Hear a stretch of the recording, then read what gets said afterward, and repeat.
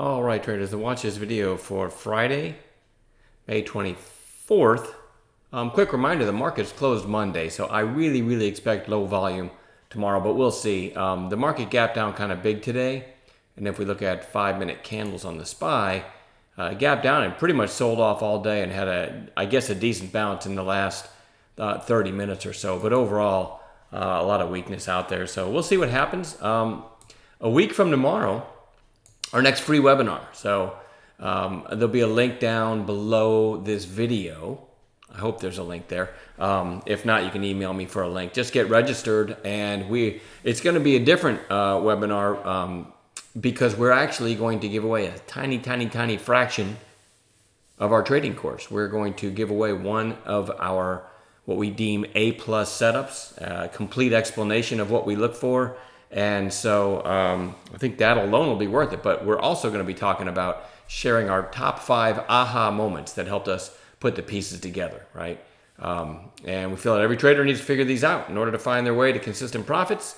And don't forget, we're also going to be giving away in detail, and we're going to take questions, right? So if you have any questions after we go over the A+ setup, you'll be able to ask us, and we'll be able to show examples and explain the entry and all about it. So it's a pretty clean setup and pretty easy to understand. All right.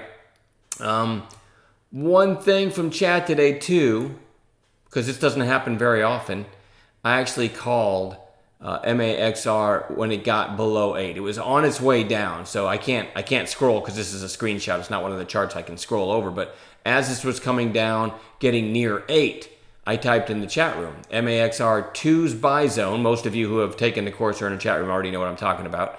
But if you don't, I'm basically looking at this area between the blue and red line, and I'm looking for a whole number flush. In other words, I'm bidding below 8, right? You can see I also put plus whole number flush. So I put that in chat. I was actually bidding, I want to say 789.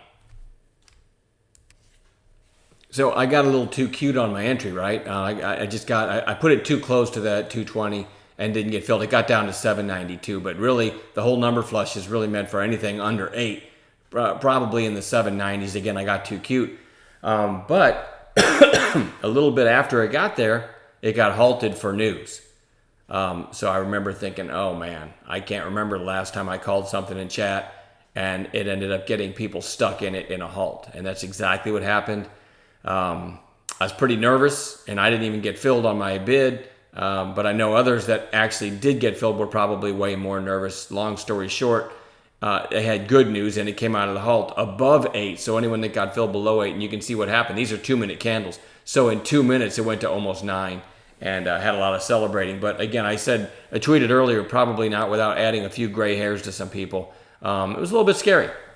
Anyway, I wanted to share that too because it was a very clean setup, and I don't know how. I can't remember the last time I saw an intraday halt right after it triggered on one of my setups, and it wasn't, a volatility halt.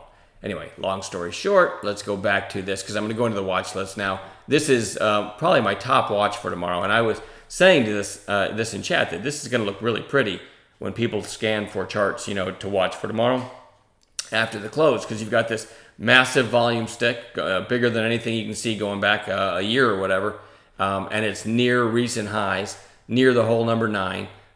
So really like this one for tomorrow. LK, we did get the bounce we were looking for today. Unfortunately, and I think I made, I don't know, $100 on this one today. Getting long on this little mini flag break right here and looking for it to break 15 and then subsequently get through the high of day, which it did. But then right after that, the market kind of got hit and it went right back down. So I think I made like $100 on this little move right here. And then late in the day, I was so focused on MAXR that I missed this big late day move. But this is kind of an example of why I said in the video last night, even though there's only 4 days worth of trading to go on, I still think it's one of the more interesting ones. And it did give a really nice bounce. It goes back on watch for tomorrow to see if that bounce can follow through for another day. All right. Tesla, excuse me, a lot of activity in Tesla today. It ended up topping out at 190, almost about 199 and a half, closing at 195.49. But kind of a nice reversal. Probably a lot of shorts in this name. If I get a long setup, I'm going to give that a shot. I know it's really beaten up. but closing above its open. And actually, if you look at when it opened today, it opened pretty weak, just got slammed and then did this big old reversal. I actually called this right here in chat through 194, and it ended up pretty quickly going to 199.50. So I know some people in chat made money off that. It wasn't a great setup because look how far it had come from the lows in about 10 minutes to get there, right? It felt like chasing, but it still made a decent little trade. I do think it's worth watching tomorrow. Just remember, it's going to be low volume tomorrow. It's the Friday before a 3-day weekend. Excuse me, got this terrible cough. SESN had this big gap up and then gap down the next day, but closed pretty strong. And today, kind of just this quiet inside day, which I think is worth watching for a potential long. ARWR, also kind of similar to that last one, a nice pop here, inside day. You kind of have a 2-day high right around 22. Especially in a weak tape. WKHS, I probably would have put on watch again anyway because it had this nice pop a couple days ago. It had this huge move back here, and then a couple days lower. But the reason it's really on watch is because it ended up closing out in after hours at 164, and it actually went over 180 in after hours. I don't know if there was news or what, but certainly worth watching. It could be in play tomorrow. AAC, big volume spike today, closing well off of its highs.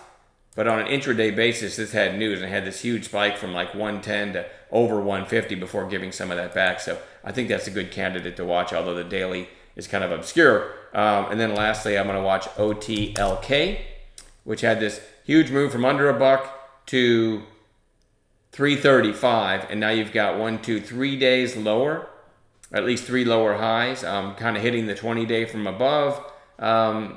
I think this one is ready to watch for a bounce tomorrow. So that's it. Remember, low volume day expected, but with this list and maybe some gappers as well, we might find some really clean setups. So I'm definitely going to show up in the morning, but probably won't trade all day, being a Friday before a holiday weekend. All right, I'm done babbling. We'll see y'all in chat tomorrow.